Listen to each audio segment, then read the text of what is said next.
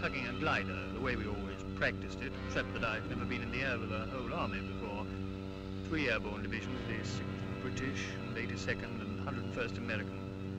Just before the glider pilot cast off over the landing zone, I wished him good luck over the radio. It seemed a sort of inadequate thing to say. As Supreme Commander, let me break in at this point to say just a word about the Navy. From the moment of embarkation to that of landing, the full burden fell upon the Navy and our merchant fleets. They had to sweep the mines, bombard the coastal batteries, marshal and protect the transports along the coastline preparatory to landing, and, finally, man the small boats that carried the soldiers to the beach. On that day, there were more than 8,000 ships and landing craft on the shores of Normandy. It was a most intricate task and a vital one for the success of our plans. The courage, fidelity, and skill of the Royal and American Navies have no brighter page in their histories than that of June 6, 1944.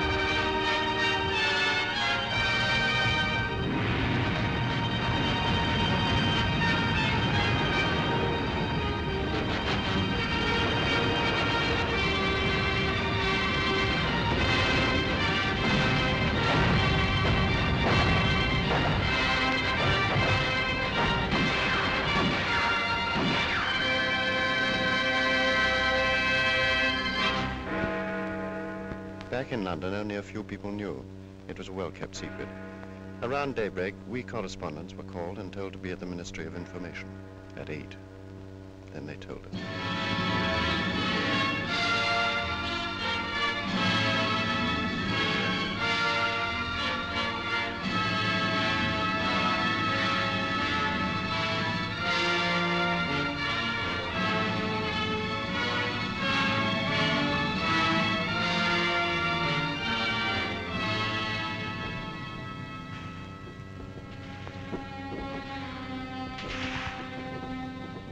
Called our beach Omaha. Don't ask me why. I've never been to Omaha, the one in Nebraska, I mean. If it's anything like Omaha, France, you can have it. I understand Omaha was the roughest spot.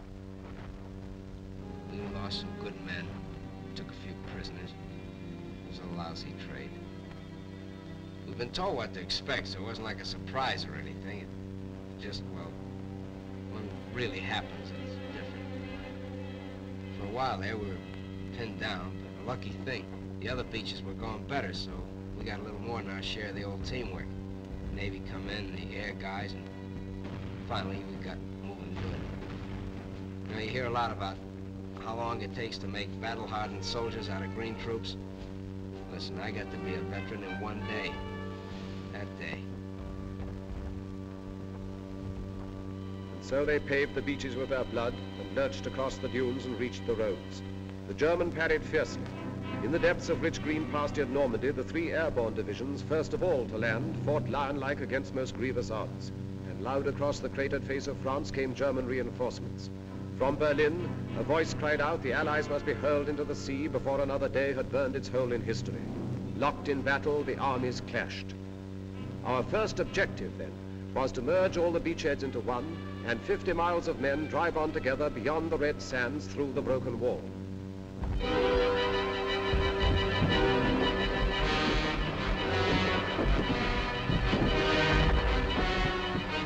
Where I was, it wasn't too bad getting ashore. After that it started. We had to fight for every bloody field. It was the same each time. Crawl on your belly, keeping your backside down like you'd been told, chuck in a few hand grenades, then rush them. Sometimes they killed us, but we were killing more of them. The trickiest part was the farms. They were regular little jerry fortresses. If we couldn't manage them on our own, then we'd have to wait while the company commander called back for artillery support. The Navy was still with us too, chucking in shells ahead of us. In 3 days we advanced 7 miles. Then we were told to stand fast and dig in. Next morning we heard the news. We got it from the BBC. It sounded great. We'd joined up all along the bridgehead. There was a solid line, 45 miles of it. We'd got a foothold. We were in.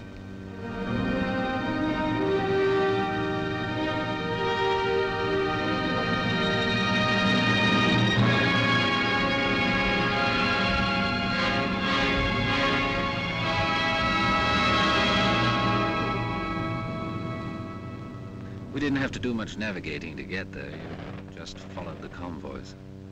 I was doing close support. We waited around, and then the ground troops would whistle us out and told us about some Hun target they wanted removed, and then in we go. We were like taxis on a cab rank.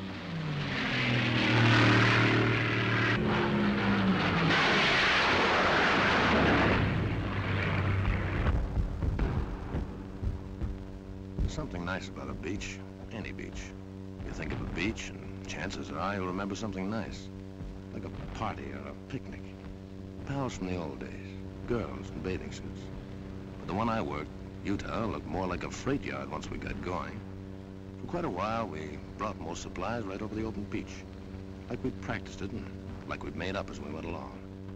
We worked a 24-hour shift. With ducks, lights, rats, rowboats, all sorts of Rube Goldbergs. The stuff just kept pouring in. Tanks, trucks, food, ammo, guys, millions of things.